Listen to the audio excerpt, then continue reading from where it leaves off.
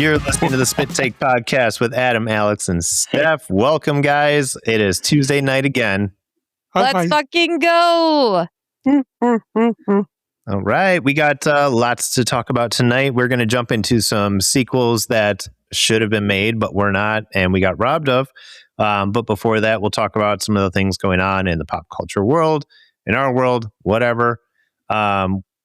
We were talking briefly before this about the Oscars no longer allow AI scripts, AI generated movies into their whole thing. So you cannot be nominated for an Oscar if you use AI generated stuff for your movie.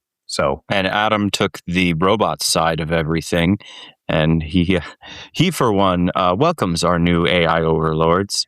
100%. So it's controversial for me to say it, and that's what I was saying. I was like, I don't even know if I want to talk about it on the show, but I think and I actually came to this conclusion listening to Neil deGrasse Tyson talk about it. And technology has always done one major thing, and that's leaped us ahead in our development. So using AI to generate movies will create a competition that will flock writers to having to create new stories and new ideas. We've been retelling the same stories over and over in different ways with different characters. So why do we need humans to write those scripts, right? Let AI write those scripts, but let the humans create the new stories. Counterpoint. Mm-hmm. Yes, we have been doing those, but those centuries of stories are what AI reads from. They're not creating their own thing. Nope. They're just going back to everything else and going, okay, how about this? It's like robot Mad Libs. They're just writing in, adjectives. Exactly. And that actually is defining my point. Let the AI write the stories we already know, because that's what they can pull. They can't create new stories, at least not yet. But we as humans, with our imaginations, can try to tell new stories. And I think it's refreshing every time you get a very original story and it's something you don't feel like you've seen over and over. We've brought it up before. There's the 7 main stories that are told. Every story is a version of those 7 stories. So creating the competition of AI is creating some good movies based on those 7 stories. Great. Well, this writer over here just created the 8th type of story. There's only things we haven't discovered yet. We haven't created yet. Sure, there's always something. Mm-hmm. Mariana's Trench probably has at least a couple stories we haven't gotten down there to read on. Yeah, and I'm going down these weird YouTube rabbit holes about lost cities under the oceans, and how the continents moved, and there's probably some different things Atlantis might have been based on something else. Mm-hmm. It's great shit when you're high and you're starting to go to sleep, and you just put your headphones in for YouTube and just. Yes, sing me to sleep, weird English voice. I do love those. That's what draws me into Joe Rogan's podcast.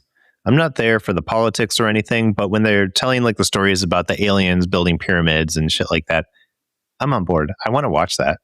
I'm interested. You guys find though that your dreams get kind of weird if you watch that stuff right before you go to sleep? I like a good weird dream.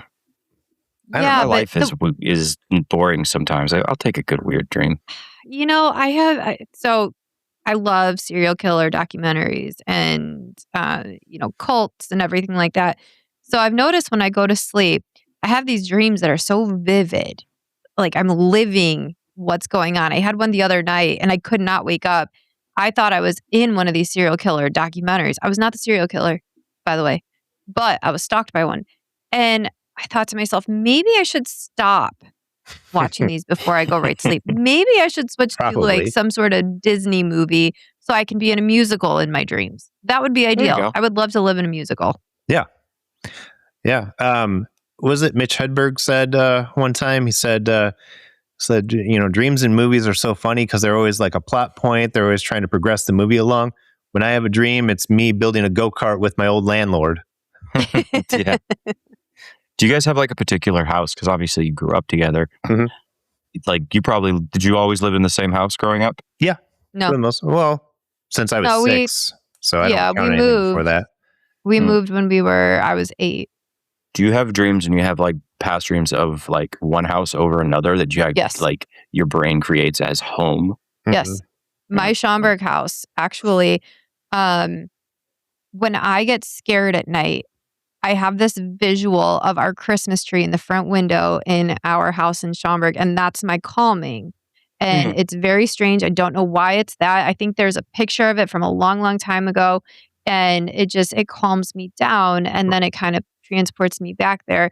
But that house, when we moved, I really went to the dark side, and I was not happy. It created my abandonment issues. I'm aware of this.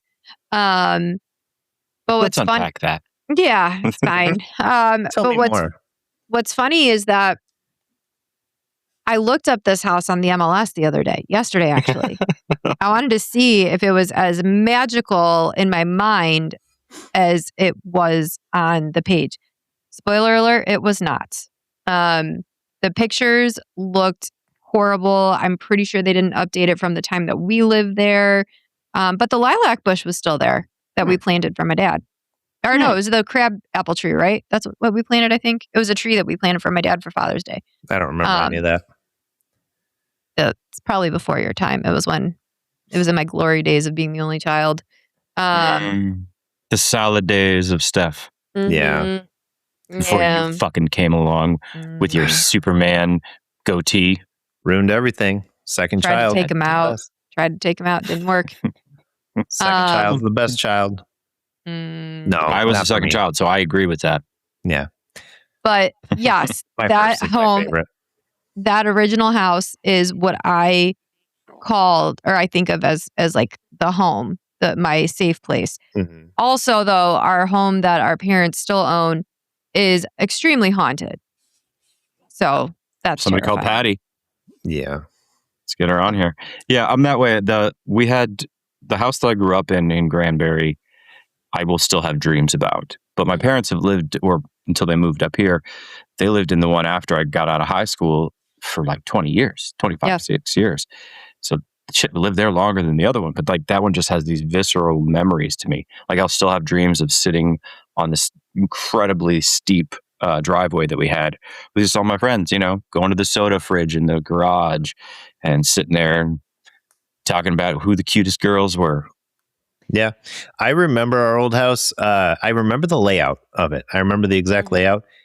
The color schemes and the wallpapers and stuff are just like made up in my mind to fill in the space, which is like a crazy thing our minds can do. Sure. Your brain does that. Yeah. Right. It's combined things from all over. Like if I went back and looked at it, I'd be like, that's not at all what I picture. But the layout, I know I have 100% down. I remember what our backyard looks like. We had that big stump.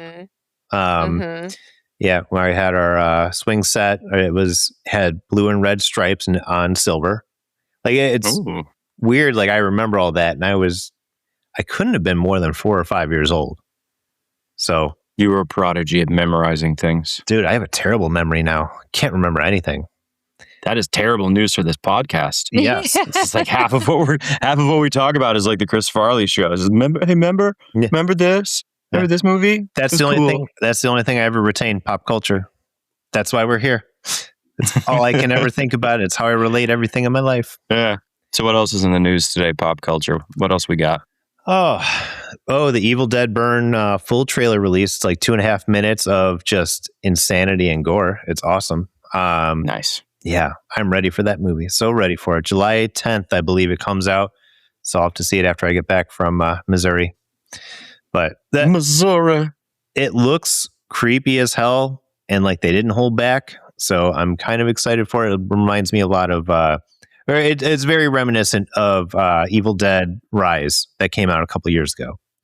I know you said you tried to watch that. Did you make it through? No, I didn't. I actually, it seemed like blood for the sake of blood, and I didn't really care for many of the characters. I mean, to be fair though, for me, horror needs to be very like, come at me from a direct angle. Come at me with an It Follows or weapons. Outside of that, like even like the first like Nightmare on Elm Street, that the fucking dude comes at you in your dreams. How you stop that? You got to sleep. Yeah. No, I agree. I think maybe it's just because I'm a huge Evil Dead fan. That like. I like what they did with it because it was different than Evil Dead, but within the same universe and still had kind of the same feel. Like I kind of mentioned last time, it maybe 2 episodes ago, whatever it was. it's stories within this universe where there's not really a supernatural hero, I guess I would call Ash. But so you kind of take the comedy out of what Evil Dead was, and you've now inserted, and it's just a straight up horror movie. And it makes it a little bit of fun. And Lee Cronin, I think, does a great job. Did they go over the top with some of the scenes? Like, they wanted to make you cringe for sure. The cheese grater, fuck that. No. Anytime a cheese grater is used as a weapon, it bothers me. Nope. Mm-hmm. It is like, it's become like one of my worst fears. But, Evil Dead was always kind of a gory movie, but it wasn't gory in the way to me anyways, it's not gory in the way like Hostel was gory or The Terrifier is gory. But what is it called? Like torture porn? Gore porn. Yeah, it's terrible. I actually watched the first 3 Hostel movies. I didn't think they were that bad, but I don't have a stomach for it anymore. I just can't. I can't with it. It's because now they're all trying to top each other, and it's just getting worse and worse, and it's over the top. But you know what does it for me? When a character is embarrassed in public, I cannot watch that. Most things I'll watch, but the cheese grater I didn't like. But if just a character is on stage and forgets their lines in school play, or they're just getting mocked mercilessly, I turn that shit off. So you've never watched a Paul Rudd movie? I was gonna say, have you seen the episode of The Office with Scott's Tots? I have once, twice, maybe, but that's one of the ones I cannot. There's a lot of Michael Scott I don't like Cringe. Yeah, it's one of the reasons I don't like. What is it? What's the Larry David thing? Curb Your Enthusiasm. Yeah, I respect the shit out of a well improvised show, but I just oh god, awkward situation. Get me the fuck out of here. I don't want this. I don't find this funny. Yeah, I like it, but yes, I do cringe. Scott's Tots. They said that's one of the hardest episodes of TV to watch because it's so uncomfortable. And if you're listening and you haven't seen The Office, you don't know the premise.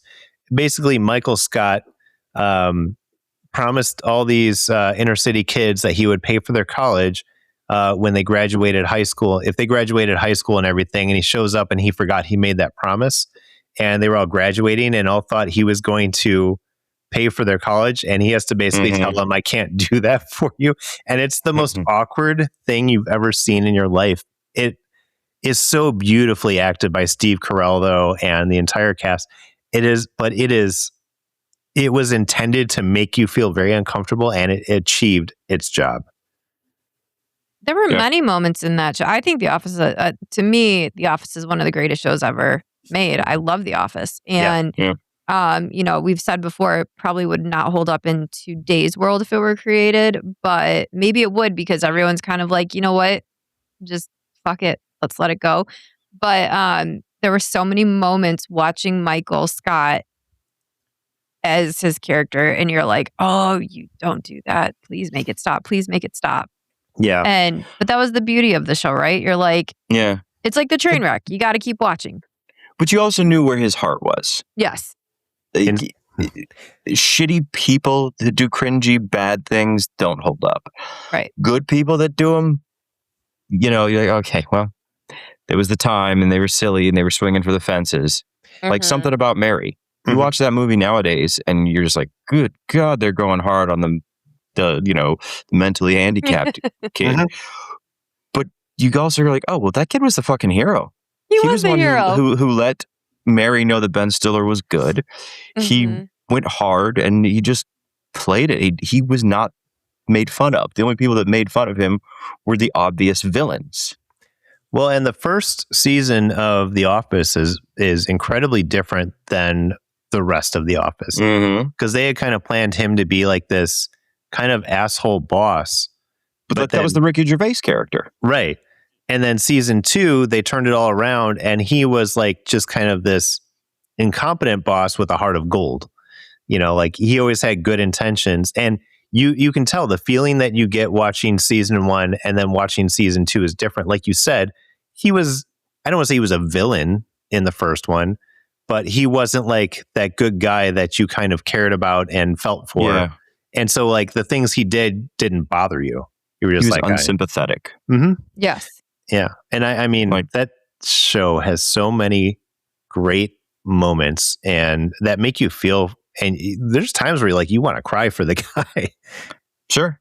You Yeah, know? his relationship search mattered for as goofy as he was. Like when he finally found Holly, I was my so God. happy. That proposal, I cry every time I watch it because even though it's super nerdy and, I don't like Star Wars, I was like, that was cute. Yeah. It was pretty cute. It was very cute. Speaking of like upcoming stuff and pop culture to talk about, so Sunday is Mother's Day. Yes. Do you have any like Mount Rushmore? And we should think of another analogy for that instead of Mount Rushmore. Are there any other groupings of 4 iconic things? 4 iconic things? I don't know.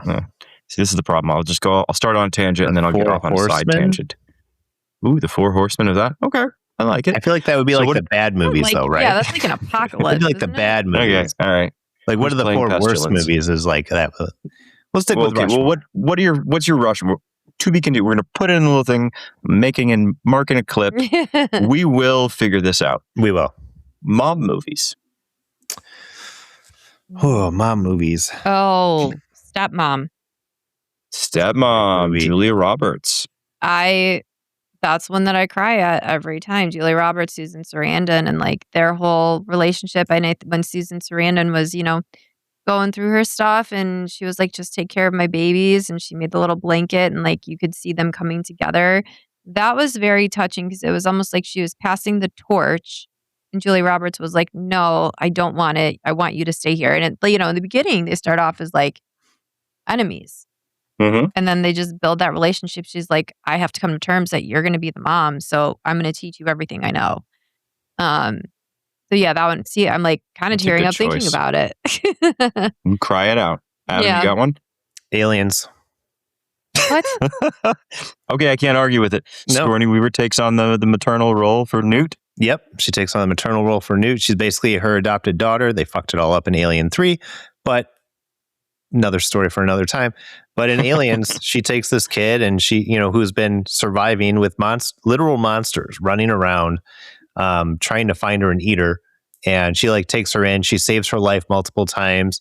You could tell like there's a mother's love for her, and leads to the greatest line ever: "Get away from her, you bitch!" It's wonderful, wonderful. But Never mind. I what? thought because in Harry Potter, in the final movie, Mrs. Weasley says that to Bellatrix. She goes, but she said, "Not my daughter, you bitch." And fucks her I think up. one of the most powerful scenes out of all 7 of those movies. Harry Potter has a couple of those just like absolute stake to the hearts. That one, and then when who's Pattinson's character? Harry Potter? No, Robert Pattinson. Cedric Diggory. Said when he dies and his father is just like, Yeah. no, my boy. Yeah. That's There were a lot of great moments. I think our sister sent me something the other day. She's like, the first movie in Harry Potter, they're all frolicking and it's all happy and blah, blah, blah, blah. And then you go on and it's like, dun, dun, dun. You just turn dark and you're like, what? But all those books were actually very dark. Yeah. Oh, yeah. From the first one. I mean, yeah, it was a children's book, but there were themes behind the themes. But it also, it mirrored your childhood. When you're young, and I'm looking up here because I've got them all up here. Mm-hmm. When you're young, you're just searching for sorcerer's stones, and then you get a little older, you're learning about chambers of secrets. Mm-hmm. And as you get older, you meet somebody, you're not sure if you like him or not. They're the half-blood prince. Mm-hmm. And then at some point, just the world fucking ends, and you get kicked out of school. Yeah, that's true.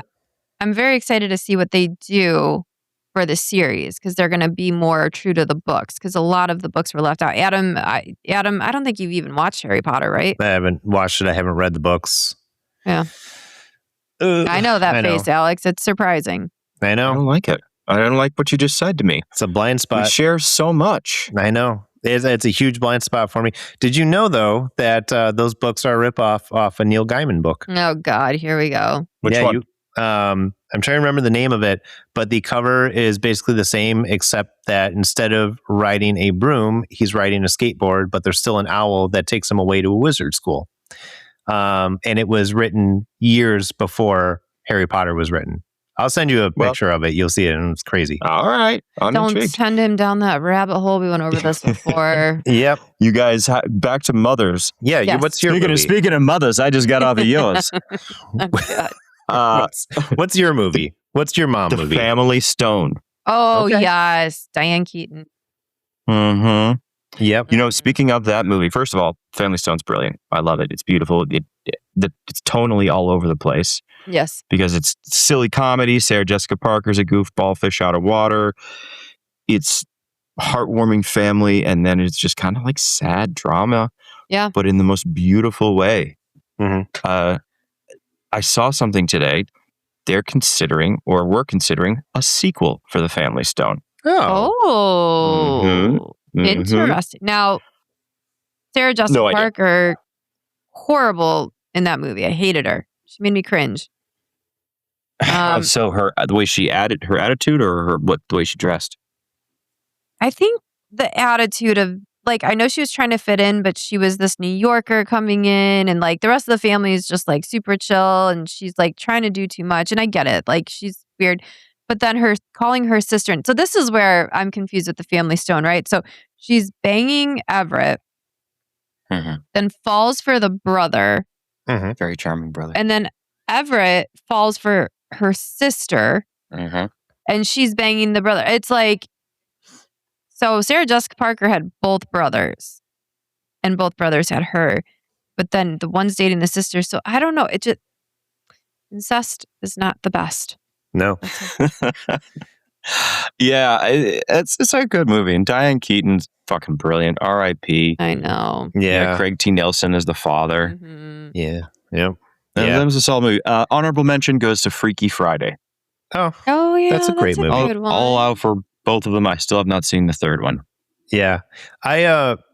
So another honorable mention, Mother of the Year, the mom from Gremlins. That lady was Adam's going off in a badass. whole different route. Listen I to me. agree with Stephanie on this one. You're going into characters. I'm talking about themes of movies or mothers. Okay. Well, I'm just I giving allowed aliens because it was clever. Listen, we're talking about moms for Mother's Day. The mom from Gremlins was the biggest badass in that movie. She took down 3 gremlins, hand-to-hand combat, threw one in a microwave, stabbed one to death, I think turned a blender on another one. She took out 3 and fought and lived against Stripe. He was the biggest. Yeah. Everybody else in town is running away from them. You don't see anybody else get any kills on the gremlins except for her son when he blows up a movie theater. But she took down 3 of those motherfuckers, not knowing what she was up against, like Vietnam style, wiped those motherfuckers out. So she gets a mention for being the badass mom that she is. I'm going to give my honorable mention to Steel Magnolias. I went there. Oh. I did it. Explain. So we're just going to cry. Yes. You've seen Steel Magnolias, right? Yeah, Adam? I've seen it. I'm saying explain. Explain why you feel that is the best honorable mention. Well, I realistically could be the better one. Sally Field. She only wants what's best for her daughter. I mean, listen, the South is a completely different frame of mind, and you want your daughter to get married, especially in that time frame, right? Like, you want your daughter to get married and be taken care of and have babies and everything. And Sally Field was like, don't have babies. Like, yes, be happy, but because of the diet of Julia Roberts being diabetic, she was trying to take care of her. And then, like, I don't know, that scene where they're in the hospital and I don't even want to talk about it. Alex, help me out here. Help me. Yeah. Well, I mean, you're dealing with the themes of not just motherhood, but like sisterhood and women's relationships with each other. And yeah, it gets into the Sally Field character and her daughter. And yeah, I don't know. It's all the aunties too. It's like, yeah, I think you said it right. The sisterhood. It's a lot of estrogen. It is a lot of estrogen. It's a lot of estrogen. But they all played their part. Yeah. And I feel like that's what a lot of, like like I'm an aunt, right? I'm not a mom. And I feel like I bring a different level to my nieces and nephews, and I help teach them things that their parents, might not, or I'll be the one that they come to talk to about things. Like I'm seeing all these reels because I did not have kids and I wanted kids, but they're like, the aunt is one of the most important people in their kids' lives, because we're the ones that are actually going to help them when they can't talk to their parents. And we're the not to like toot my own horn, we're like the unsung heroes. It's like we do all of the things and have all those same emotions, but we don't really get the satisfaction of helping raise or like raising our own kids. It's something that, I think a lot of people too, and I'm going really deep into this because I've been thinking about it a lot.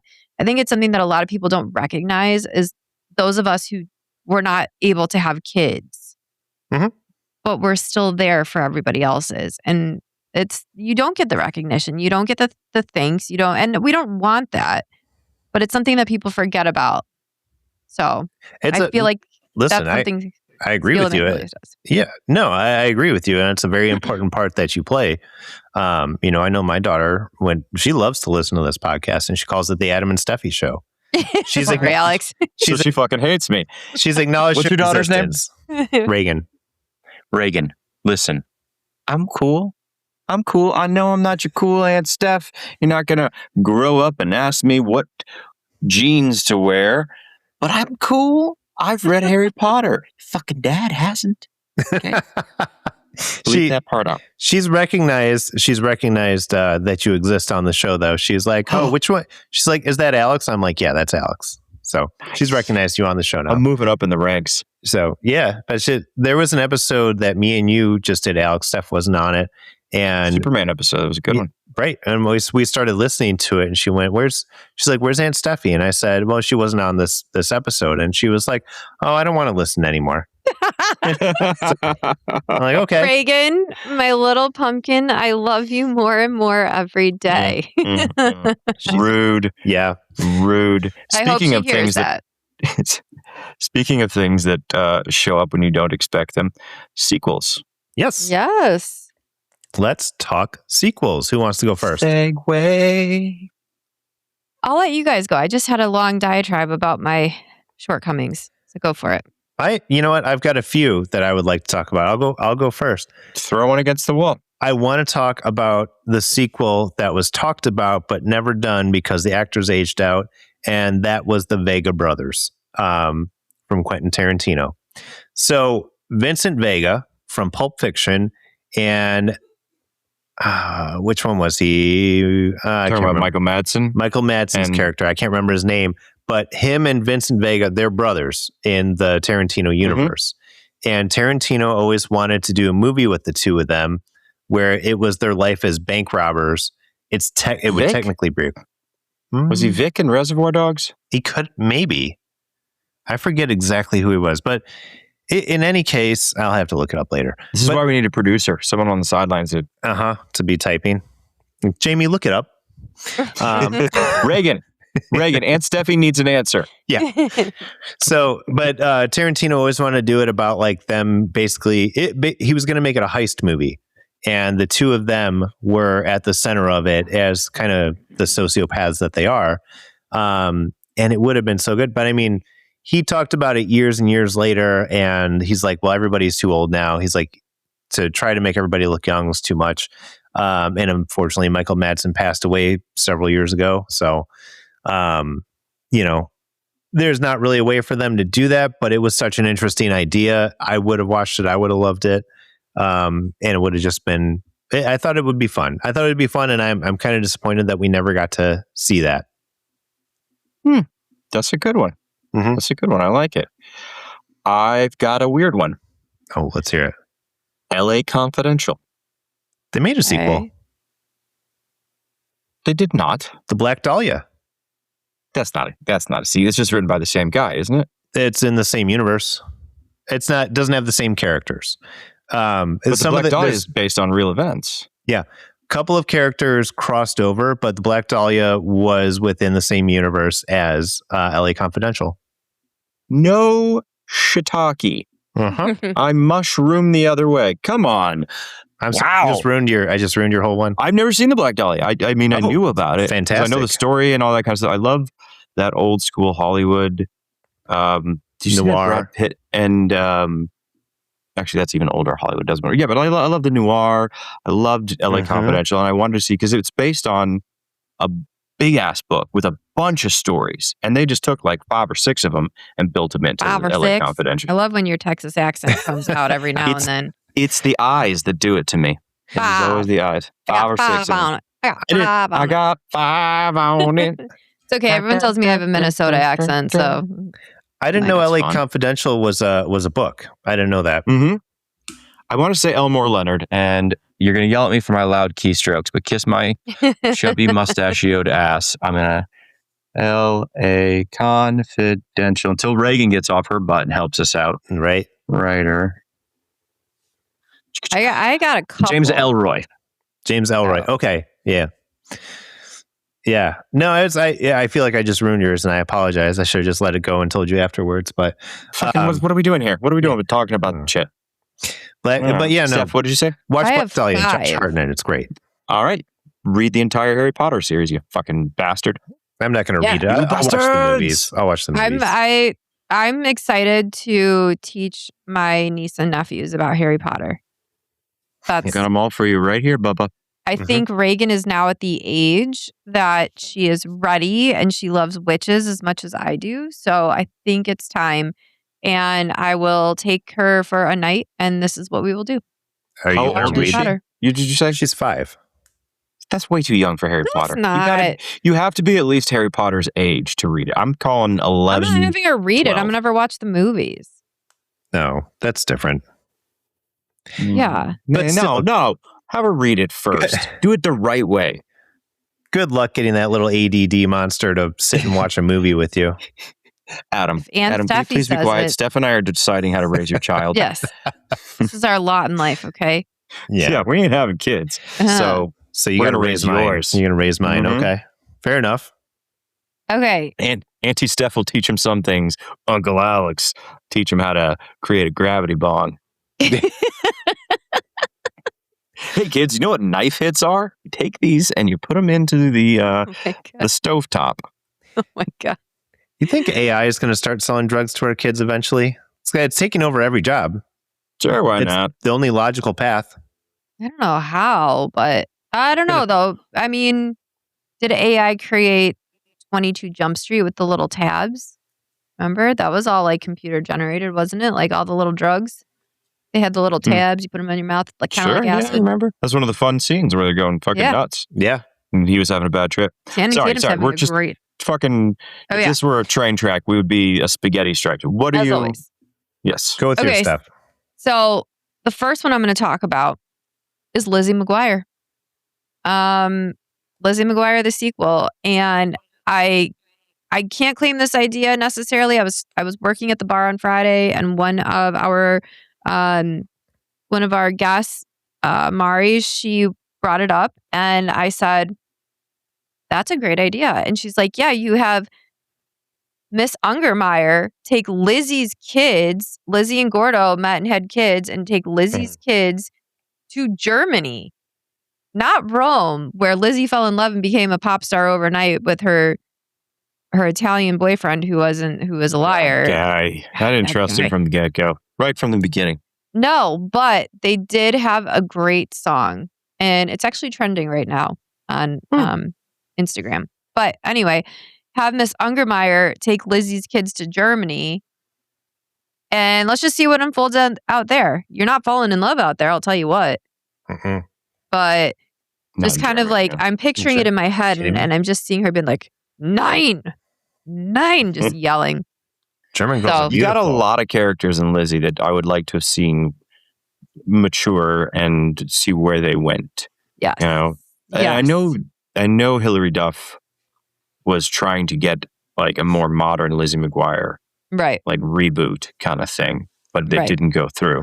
Right. That would have been great. I love adult Lizzie McGuire. That's Hilary Duff. Fun. Yeah. 6 1, half a dozen the other. Did you ever see Younger with her in it? It's a good show. This woman who's in her, I want to say early 40s, but still looks young. life starting over. She's got a kid, goes back and works at like a fashion magazine and tells everybody she's like 26. And that's like the premise of the first couple of seasons is she has this big secret trying to act younger. And Hilary Duff plays her coworker, and she's a lovely looking young woman. Hilary Duff, I think Alex has a crush on you. Oh, I 100% do. Who doesn't? Agreed. So they People tried with bad taste. Yeah, well, they tried to redo How I Met Your Mother. They did How I Met Your Father, which was on Hulu for 2 seasons, and she was on that along with Kim Cattrall. The problem with that show was it seemed like they were just trying to use buzzwords that, like, I don't want to say millennials, Gen Z uses. Like, you know, it became her adventures on Tinder to find the perfect person. And like, there was like just a shitty sitcom as opposed to being groundbreaking like How I Met Your Mother was. Yeah, they were just trying to find, like, bringing all the technology into it. And it really felt like somebody Googled, what do the kids say nowadays? And just found ways to, like you say, Mad Libs the script and say, okay, this goes here, this goes here. And that's how I felt the whole show was. And I watched maybe 4 or 5 episodes and was like, I can't get into it. I'm just not that interested. Yeah, How I Met Your Mother created things. It's the smart writing and the whole Barney arcs of him, just like the bro code and everything. They created that. Whereas I think the newer one just tried, like you said, just, okay, like me before a show, what is trending to talk about? Yeah. It's like joke. And it's like, So Lizzie McGuire's sequel. Okay. Yeah. That's a good choice. I have a couple weird ones when we come back. Bring it on. We're only at 36 minutes, Bubba. We got ways to go. All right. So, Saltburn. I think they should make a sequel to Saltburn. Superhero kid one? No, that was Brightburn. Oh, okay. Saltburn. Jacob Elordi. I don't think I've seen this one. Yes, you have. Saltburn. He's fucking the grave and he's licking the bathtub. And all right, this does not sound familiar. What's the premise? What's the it's plot about of Saltburn? this kid. Tell me what this is. It's about this kid. He's in the UK. He's poor, and this family takes him into their. I like the way you said poor. It's very condescending. Poor. So poor. Look at this poor boy there. I was at the Ritz all day. Sorry. Anyway, so they take him to their mansion in the country for the summer, and like he's basically living this lush life. Well, I don't want to give it away because if you guys haven't seen it, there's a lot of twists and turns. So I have not seen this. I swear to God, Adam, you have. I looked it up. I have not seen this. Okay, here's your homework. I'm going to stop talking about it. We'll discuss it next week. Saltburn. It won a shit ton of awards too. You wanted us to watch it. I remember you told me and Rick you wanted us to watch it. Rick watched it. Well, I showed up the next week and was like, I didn't watch it. Okay, so you two watch it this week. We'll revisit this conversation. I guess I'll move on to my other weird one. So remember Dazed and Confused? But hold on real quick. Going back to Saltburn, that came out in 2023. Like, I feel like you can't put that in like sequels we never got yet because that's still like close enough that you could have gotten a sequel. That we can still get a sequel. You know what I mean? It's a sequel you want to see. Watch it. I need you to watch it. Just listen, if this was just in between the heads, yes, Steph, we should watch it. Yes, Adam, you're right. But dude, you also picked what was your mom movie? What was your second mom movie? Gremlins. You're pointing at me. Stretchier. You know that. Is that true? Yeah. See, now you're over here from me. Oh, weird. Very weird. But then again, I'm reversed, and when I see myself. Yeah. Sorry, if you're watching us on YouTube, this is hilarious. If you're just listening to us, you are hitting the little 15-second thing or listening to us at 1.5. Yeah. Okay, can we discuss Dazed and Confused? Great movie. But in the 80s, so it would probably be Attentive and... because it's cocaine, so I'm thinking. Didn't we talk about this last week? There is a sequel. To Dazed and Confused? A spiritual sequel. Same director, Richard Linklater did it. It's called Everybody Wants Some. And it's in the 80s, early 80s. Did bring that up. And they're all baseball players in college. Just going around. Dude, you'd like it. If you like Dazed and Confused, it's the same fucking thing. All right, bunch of good-looking young kids doing the thing. Man, we're learning about all kinds of sequels today. Interview with a Vampire. Was there a sequel to that? Yes. Yes. Oh, fuck. Queen of the Damned. All right, I got one last one. Star Wars. That segment should have been called Better Sequels We Could Have Gotten. Yeah. This Queen one of the Damned did suck, even though it did have Aaliyah in it. It was not that good. I didn't Book see was it good. clearly. I did not know that was with Interview with the Vampire because it was so well done. Well, technically, that's the third book. It's Interview with a Vampire, The Vampire Lestat, and then Queen of the Damned. Okay. Yeah. Sorry for yelling. What about, I haven't thought this one through, so I'm sure you guys are going to come at me. Cabin in the Woods. That's a good fucking call. Okay. It's, I don't know. This is a What do you long got? explanation, but Okay. it exists within the Joss Whedon verse, and there's a very good possibility, while not having been said outright, that Firefly is what happened after Cabin in the Woods. I did not see Firefly, so I have no idea what you're talking about. Alex is saying this is a stretch. It is okay. It's a stretch. Calling you for Charade's partner next time. It's a stretch because it's never been outright said. But in Firefly, they talk about how all the humans had to leave Earth because of an apocalyptic whatever that happened, which is what happens at the end of Cabin in the Woods. So it's hypothesized, because they're both made by Joss Whedon, that when the planet was destroyed, that group of humans that had their backup plan in case they failed at keeping the demon down escaped on a ship to outer space. And thousands of years later, which is when Firefly takes place, humans have resettled across the galaxy at other planets. The Earth was basically left uninhabitable, blah, blah, blah. It is, if you look it up, there's like crazy connections to it. But there's even crazy connections to Cabin in the Woods and Buffy the Vampire Slayer, Dollhouse, et cetera, et cetera. Like there's Same director, same writers. Yeah, Right. I see what you're saying. It's a stretch. No, I'm not going to allow it. Thank you. I vote That's no fine. Don't on allow it. this. I'm saying look into it. I've just opened your minds to something that is a whole universe of ideas. What I was thinking is that they chose, you choose your death in the Cabin in the Woods. If you guys have not seen this movie, you really should. It's actually one of my favorites. Great horror movie. Actually, might watch that tonight. Probably after I say I shouldn't watch things before I go to Original. sleep. Original. Original, yes. So I feel like they could have made another one where where the two survivors come back together, but they have to keep the legacy going for some reason, and then they have to continue to kind of feed the monsters, feed the gods. If So the ending hadn't happened, if they can find a way to retcon the actual fucking God. Cthulhu or whatever god coming up, then I'm 100% on board, because the introduction of all those different monsters was the coolest part of that movie by far. Yes. The elevators opening, greatest scene in movie history, and they've tried to replicate it a couple of times, but nothing has mermaids. impacted. I just wanted to see a mermaid. Yeah, but then sorry, go on. I was going to say, if they found a way to prequel it, I think that would be something that works. Okay. I think we should accept that, a prequel would work. Okay, ooh, fucking fun. I think my gummy's kicking in. Real quick, one last thing about that. So Joss Whedon was asked if he would ever make a sequel to Cabin in the Woods, and his response to that every time is, "Did you see the end of that movie?" Fair.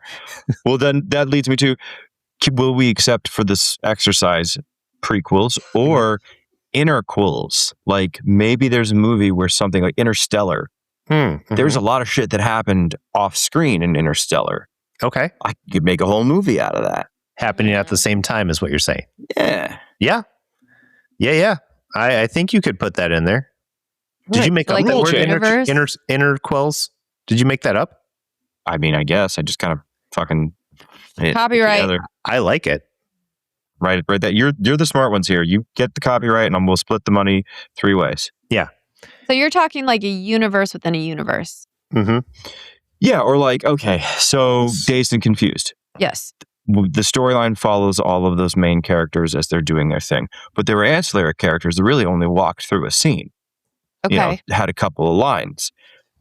Maybe the next movie follows like that one guy's storyline that night instead of this. Maybe there's the fight that happens in the back room and the party at the moon tower, but it's their party. They're interquels.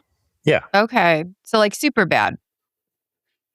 Not really, because that's I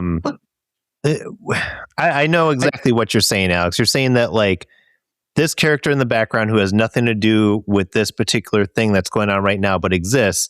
They make another movie about his night during that same timeline of stories. Yes.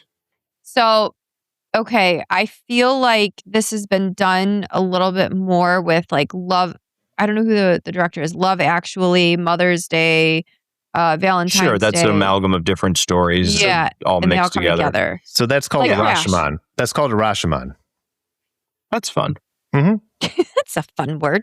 Give us a little thing. Say that. We'll cut this for the socials. Rashomon. What's a Rashomon, Adam? So a Rashomon is the same story told from different points of view from different characters. So Love Actually is one, Crash is one, Pulp Fiction is one. So they're all different stories that are all connected. So it can be done in a couple of different ways. One is that everybody's telling their own story. Another one is everyone's telling their version of the same story. So think, for instance, I'm trying to think of one that we can all relate to. Supernatural, the first one with the trickster. Okay. So when Sam and Dean are both telling their versions of the stories, they exaggerate certain parts of that story because that's their version of it, right? Sure. Dean stuffing his mouth full of chocolates, Sam getting all emotional and hugging people. So that's a Rashomon. So it's them telling the story from their own point of view and exaggerating different things. Another example is Always Sunny in Philadelphia, the one where they're trying to figure out how Dee got pregnant. So they're all telling their story, and in it, they're all the hero. Sure. But then when somebody else tells the story, they're the slob or they're drunk or whatever. So, but that's basically what it is. So it's a story just kind of told. It's essentially the same story told from different points of view, or like the same day told from different points of view. Nice. Okay.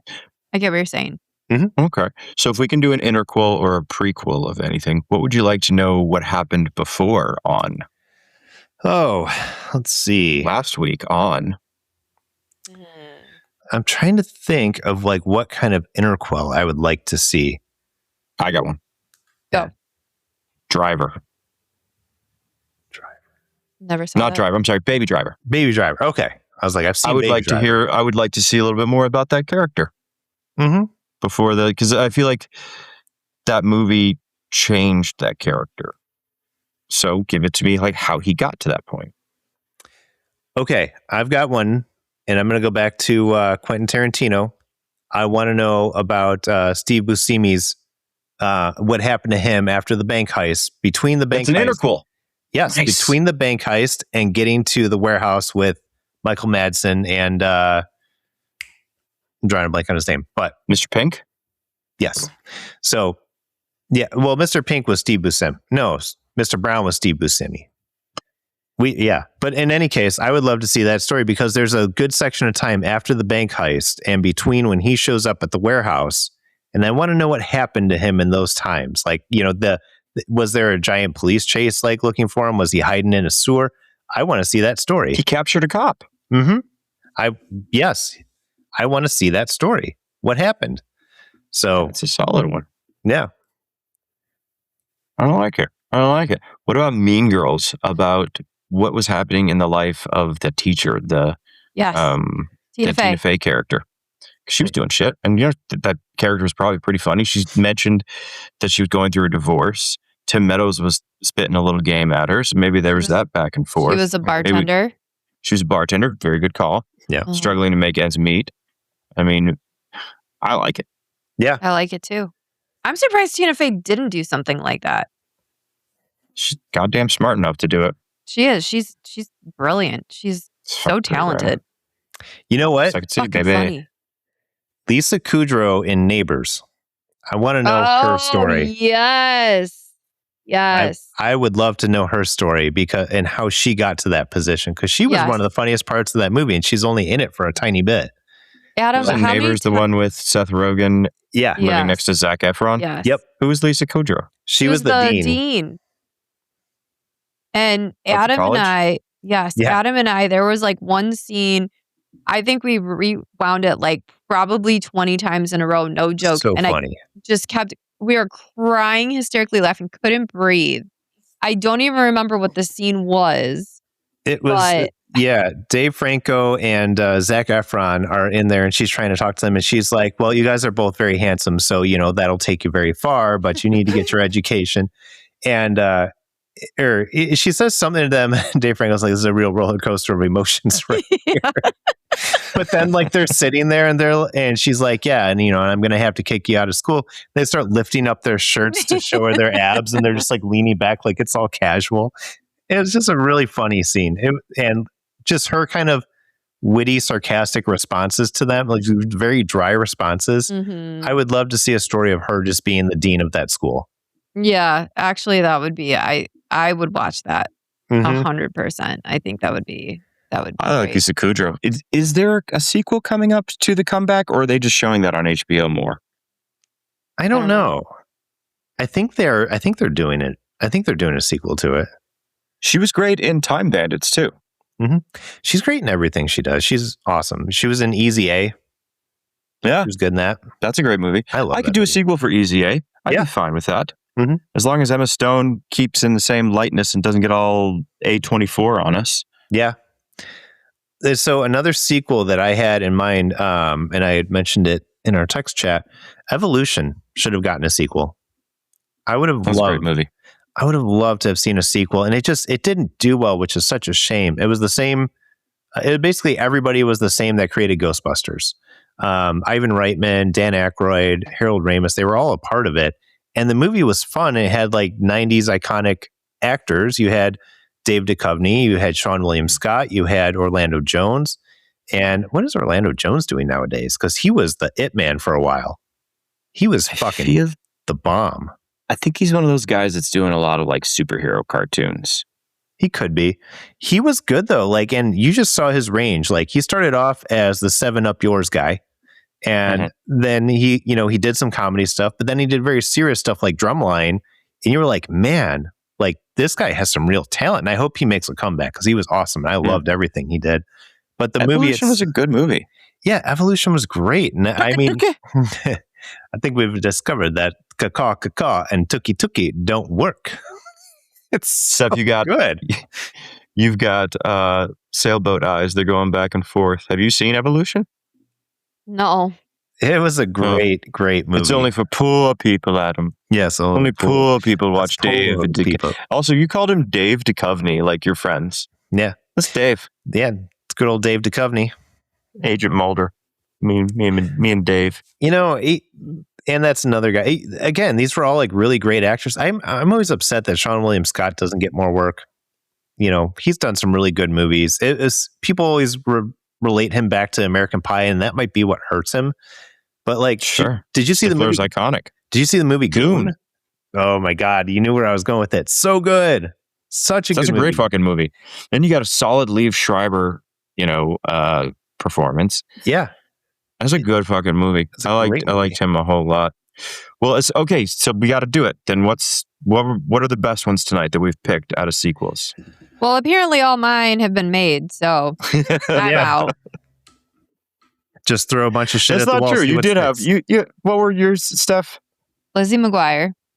Okay, it wasn't made. That was the thing. They said it could have been. Interview with a Vampire. Yes. Yeah. Fail. Cabin in the Woods. Saltburn, which you guys haven't seen. That's the one. Your brother's fucking... He's crazy about this. Okay, this one. That one...